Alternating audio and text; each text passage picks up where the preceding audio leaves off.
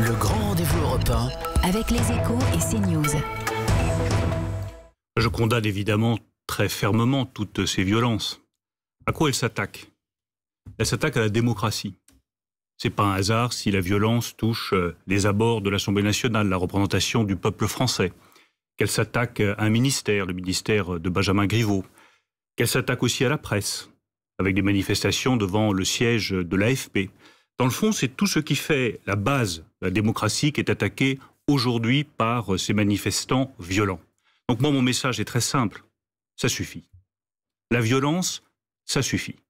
Ces actes 5, 6, 7 à répétition ne mèneront nulle part. Mais est-ce qu'il y a eu peut-être un défaut de vigilance de la part des forces de sécurité hier, une plus forte mobilisation qu'attendue, un manque d'anticipation? Moi, je ne vois aucun défaut de vigilance. Je vois des forces de l'ordre qui ont été exceptionnelles de sang-froid, à qui je veux dire toute ma solidarité, toute mon admiration. Vous avez vu les images de ce gendarme roué de coups à terre. Tout ça est absolument révoltant. Moi, je veux saluer avant tout le sang-froid des forces de l'ordre. Mais pour revenir à ces actes à répétition, moi, je pense qu'une bonne pièce est une pièce en 3 actes.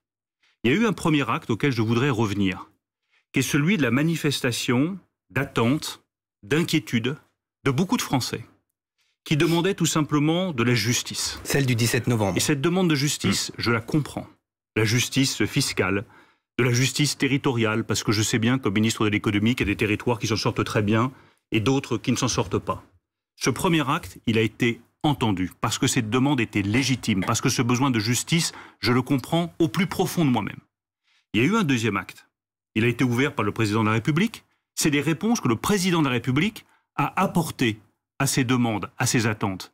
Et les réponses du président de la République ont été à la hauteur de cette demande de justice. Mais visiblement non, puisqu'il y a encore justement une remobilisation. J'estime, Hélène Jouan, qu'elles ont été à la hauteur de cette demande de justice, de reconnaissance du travail, de revalorisation du travail, l'augmentation de la prime d'activité, la défiscalisation des heures supplémentaires. Tout ça va permettre à tous les Français qui travaillent de vivre mieux. Et puis il y a un troisième acte qui s'ouvre maintenant. C'est l'acte du débat. Et je souhaite que tous les Français, le plus grand nombre de Français, puissent s'approprier ce débat et participer à ce dialogue. Mais voilà pour moi quels sont les 3 actes de la crise que nous venons de connaître. Une demande de justice, et je la partage. Une réponse forte du président de la République. Et maintenant un débat qui doit s'ouvrir, qui doit signer la fin des violences, la fin des manifestations, le retour au calme et l'unité de la nation française. Le grand rendez-vous européen avec les Échos et CNews.